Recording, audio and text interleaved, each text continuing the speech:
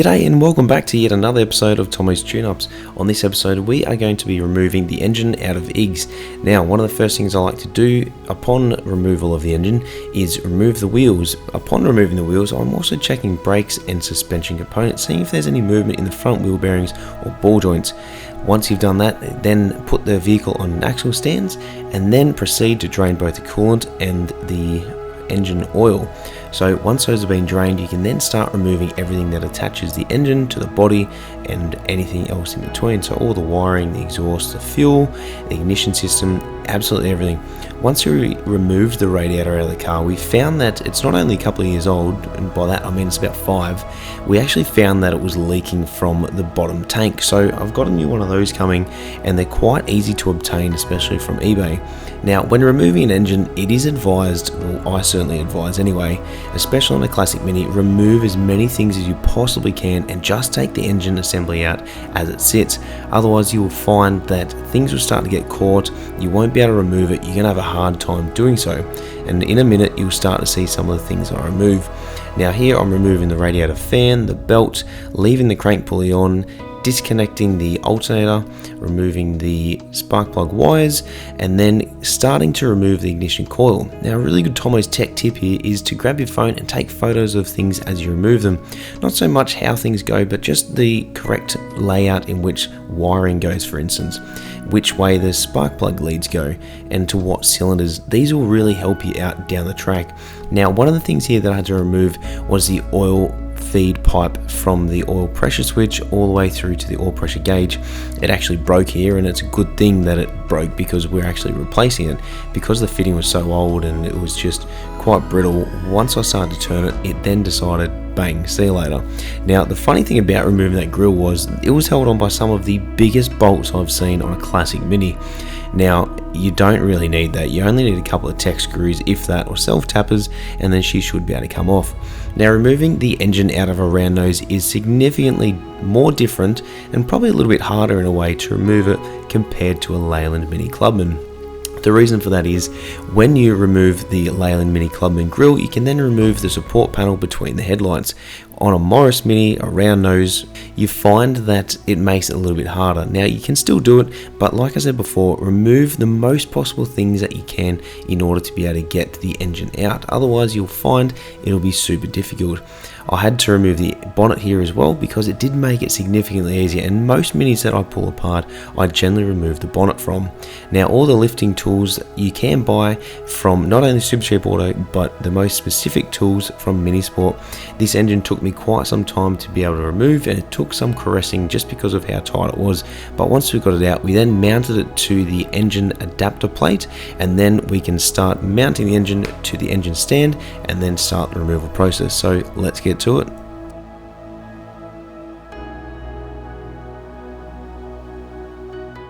Now I don't have the pin to go in there, so I'm just going to use a bolt instead. I'll just help it keep in its place. Then we can lower it down and away we go. Just nice and easy. Right, so once you've got the engine in its correct spot on the stand, it's lowering down. Just bring it down nice and easy. Just release the tension on the crane. And there we have it. So, get it out of the way. Maybe try and do it one-handed, it's probably not going to work. And that's it, that's the engine stand. So always make sure you have a bar in there, that way it's not going to fall out. But also I've got a bolt in there instead of the pin. And now we're ready to work on it. So what we're going to do is, I'll set up the camera, we'll start stripping the engine. We are going to replace the rocker cover gasket, the seals here, the head gasket, we've got some new spark plugs, thermostat housing. I think by the look of this, I'll just try and grab my light. Yeah, water pump has definitely seen better days, so we're going to be replacing that. I also have a new timing case as well, which we're going to be replacing with the MED timing case. We'll probably end up getting maybe a new crank bolt and see if we can maybe upgrade the crank pulley just to try and clean it up a little bit. There is quite an amount of oil down around here as well. We're probably just going to have to reseal the gearbox. There was a fair amount of play in the selector itself, so I'm probably guessing, yeah, so there's a fair amount of movement in there, in that ball joint. just there. So I'd say it's probably a combination of all these joints here that are worn, that are causing it to move so much. I did apply a bit of grease down in here earlier, and grease was coming out there, so that's good. We'll do the end float of the diff as well. We'll probably end up, taking the whole diff casing off, replacing this seal just up in here. What else do we have? Yeah, so the push rod gasket covers, we'll do that, and definitely a new exhaust manifold gasket. You can see actually where it's been leaking on that side up there. Yeah, so you can see all the exhaust gases that have been coming out up the top, just up here. So it's definitely not good, and there's a bit of oil residue there as well, and you can actually see a bit of carbon there. Sorry, it's just a bit dark in the shed. We need to replace this PCV hose because that is completely snapped. As you know, the new timing case cover comes with a different style breather. As I was removing, you probably saw on the video of me removing the engine, I broke the oil feed pipe. We've got a new one of these, so that's good. That will get replaced as well. Starter solenoid is fine. Might just make up a new wire from the starter solenoid down to the starter motor. We'll probably end up resealing the gearbox as well. Like we're here now, we might as well do it. There's no point not. As for the clutch felt okay. We'll pull it apart and we'll have a look. Welsh plugs or core plugs, butt plugs, whatever you want to call them, look alright. I remember fitting that little plate there as well years ago. That was actually off my car. So if you look at the colour of that and compare it to my engine, that's exactly my coloured engine.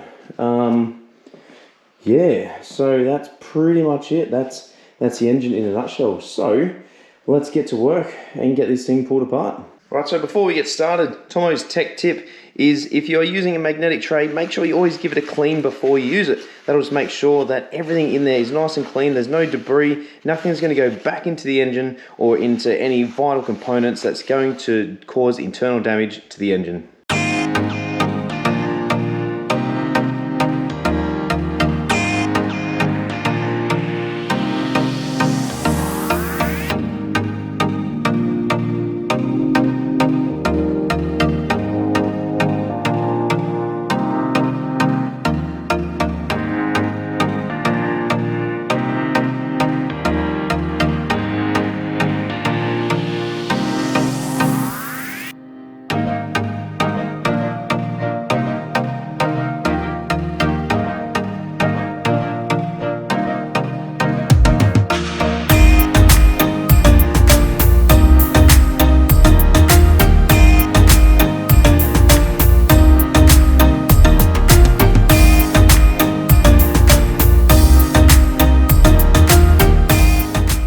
Just quickly interrupt the episode. Just want to give you a quick Tomo's tech tip. When you're building an engine and you're bound to lose oil and the container that you've got isn't going to catch everything because it spills in different directions, grab yourself an old sheet or a drop sheet that you'd use for painting. This will help to absorb a lot of the oil and fluids that you lose on the floor and save it going absolutely everywhere, staining your concrete, and then your landlord getting uppy about it.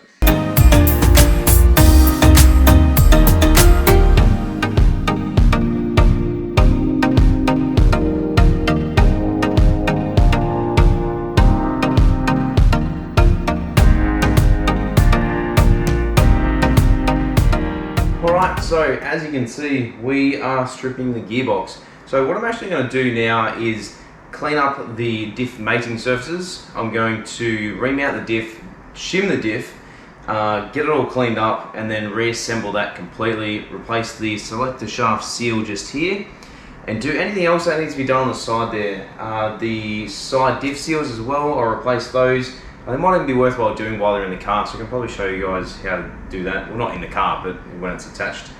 I think I'll do all that. That way I can undo all the bolts of the gearbox. I can then lift it off, and then I can move forward into resealing the gearbox. Actually, come to think of it, yeah, so it's not actually going to impair me whatsoever if I was to reseal the diff now, or if I do it later. All the bolts there are fairly easy to get to. So there's bolts obviously on this side, same on that side. So let's start reassembling the diff. Let's get the diff shimming done. If you haven't already, make sure you check it out in the video listed above. I think it's this side. I always forget because it's bloody reverse. So we get that done. Once that's reassembled, we'll then strip the gearbox from the block. We're going to put a center oil pickup. So these are really good for performance uses. That way, when you go around a corner, the oil is going to slosh to one side. If you have a pickup on one side of the engine, it can starve the engine of oil for a brief couple of seconds. That can be enough seconds where it can do damage to the engine. So if you change the pickup location to the center of the gearbox or the center of the sump, you have a better chance of picking up all that oil. That's why they introduce baffles inside sumps to prevent that happening. And same in fuel tanks, or fuel cells, should I say, to prevent the fuel sloshing around and always having fuel delivery at the pickup point.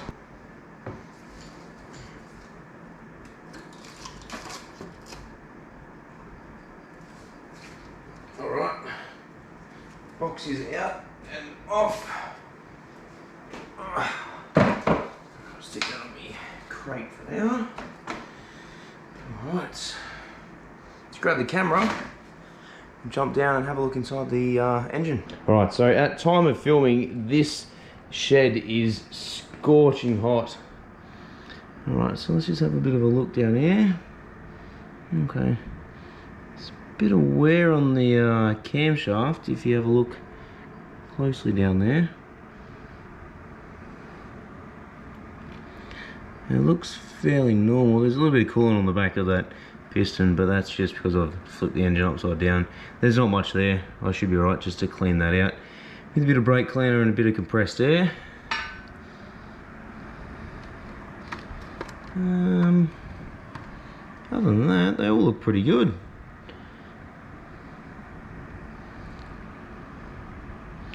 There's a bit of writing on the back there. It looks like it says Mini Ute. Something, I don't know, not entirely sure. Cool, alright, so it's getting quite late here, so I'll probably call it a night and keep going tomorrow, stripping it. But yeah, pretty much just going to look at the internals of the gearbox, see if anything else needs doing. So let's just have a quick look here actually while we're there. I'll just prop up my light. Right, so we'll be looking at things like the balk rings, gears, the teeth. Okay, so first gear, so this one here, looks fairly normal. So leading edge is still there. It's still got a little bit of, yeah, it's still got a pretty good point on it actually, compared to the one on the 850. The 850 had pretty much rounded off. Looks like at some stage, first gear's actually been replaced, which is really good. Balk rings, let's just have a look. See how much play we have in those. So it seems to be pretty good just by a quick visual inspection. But yeah, we'll go through here, we'll have a look and just see what they're like. If everything matches up fine, like there's no point changing it. Like fourth gear synchro just here, can't really see because the light's pretty bad, but it looks pretty good. Balk ring, should I say, anyway. Yeah, that all looks pretty mad actually.